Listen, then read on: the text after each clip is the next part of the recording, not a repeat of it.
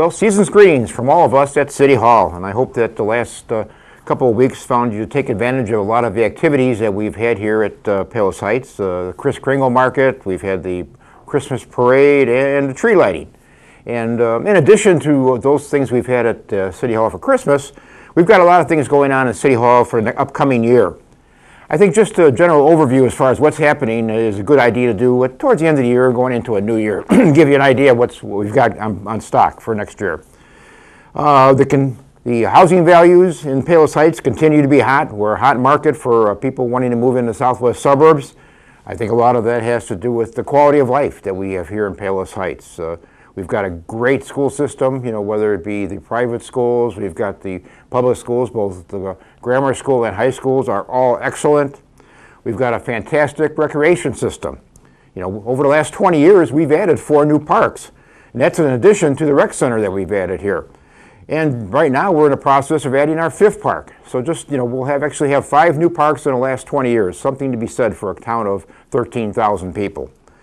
And through all of that, we've also upgraded our city parks that we've had so that everyone takes advantage of a great recreation system in the city of Palos Heights. Along with that, we've got a 4-year college. There's very few schools, very few cities of our size who can boast to have a 4-year college with residential facilities right on campus. We've got a nature center, Lake Catherine, second to none, draws people from all over the southwest suburbs and metropolitan Chicago. And they continue to add new programs and new facilities, and we look forward to that happening in the upcoming year. Northwestern has joined us in Palos Heights. We're so lucky to have them. It's going to create jobs for the area of Palos Heights, for new office developments.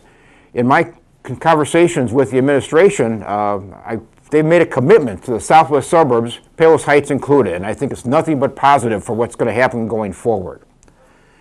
Here in Palos Heights, we also enjoy low tax rates. We've got a lower real estate tax than Tinley Park, Worth, Oak Lawn, Oak Forest, and Chicago Ridge, just to name a few in the local area. Of course, we're higher than Crestwood and Orland Park, and basically that's because their budgets are dependent on sales tax. And we're moving in a direction to try to remedy that so that we are less dependent on real estate taxes and also take advantage of the sales tax that are out there. With the addition of Pete's Market this year, along with the Pride Store at 119th at Harlem, both of those should start construction in 2024. And I anticipate to add about an additional close to $500,000 annually in sales tax. That's a 25% increase. What that does is obviously let us make the ability to have our budget and our spending all on real estate taxes. Now we can also use the increased sales tax. We've done this also with the creation of a business district downtown, up for the most part mirroring Harlem Avenue. And this is to encourage downtown development and also encourage sales tax development. We'll see changes in the downtown area over the next couple of years in shops and restaurants. Part of that's going to be a facade program, make available funding for some of the property owners to change the facades on Harlem Avenue. Quite frankly, as most of you know, if you've been out here any period of time, those facades were put up in the 1960s, and they don't fit what's going on in the retail market right now. We need to change that, and we will be able to change that. Another thing we'll be able to do is help correct the traffic flow. Things have changed over the years. And I've been out here a little over 40 years, and as I've said before, and I don't want to be redundant, but for the most part, when I was out here, first came out here, a lot of those shops on Harlem Avenue were small mom-and-pop specialty shops. We had 2 men's clothing stores, we had 2 independent drug stores, we also had a sporting goods shop, women's dress stores, and in many cases those don't exist.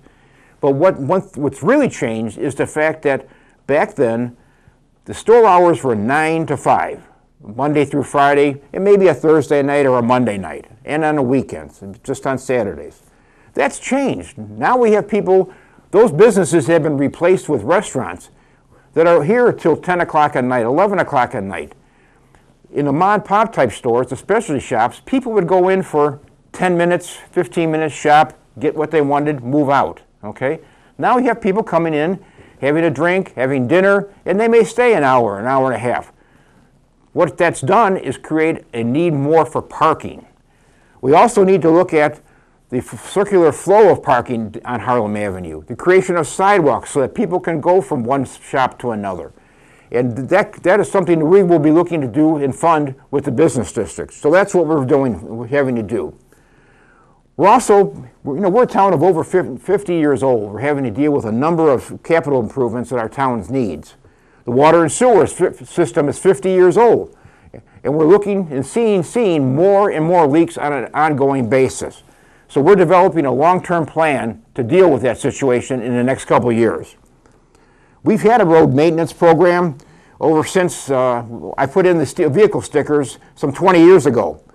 But we're starting to upgrade that program and actually have a system starting this year, where we will analyze the roads before the potholes come in order to anticipate what's happening with the road's infrastructure. So that's something that's going to have to be done, and that's will give us an ability to upgrade of what's going to be done going forward. We also have a 60-year-old city hall that we bought 50 years ago, the city did, from Northern Illinois Gas and repurposed it. At minimum, we need to put in and create ADA accessible bathrooms for the general public, which we don't have now. We need a new mechanical system. You're dealing with an old mechanical system, along with a conference room.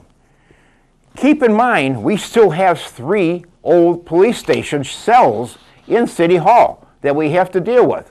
Those 3 cells are now being used for filing rooms, because that's all they can do, because you've got steel walls on there and you can't actually make any common space with it. So we will be looking at that in the future.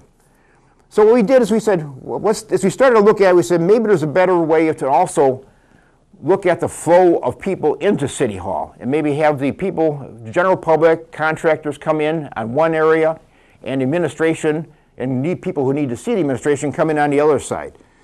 So, although no ultimate decision has been made, we decided that before we finalize this thing, we're going to go out and for bid and see what it would do to restructure a bigger portion of City Hall. And then we'll sit down and see if it's fiscally responsible to do that. If not, we'll cut back and maybe just go with what the necessities are. But we're taking a look at it. Now's the time to do it, when we're doing some construction. If we're going to inconvenience the people at City Hall and residents, we might as well just do it one time instead of hodgepodging as we have done over the years. So this is the time to be grateful, and I'm grateful. I'm grateful for everything we have here in the city of Palos Heights. But can I ask you a question and a big favor? Do you have some time? And if you have some time, try to volunteer. All of the programs that we run in Palos Heights are not possible without volunteers. Whether it be the beautification committee, the art committee, the car classic, women's club, Lions Club, Rotary. Take some time and think about volunteering to help the people in Palos Heights. If you have limited time, maybe you can volunteer just for one event. Maybe get involved in the car classic or the Kris Kringle market. Whatever it is, just please, if you've got the time, we need volunteers, and that's what makes this town great. So together we can continue to make this town a great town, and I know you will. So again, thank you and Merry Christmas.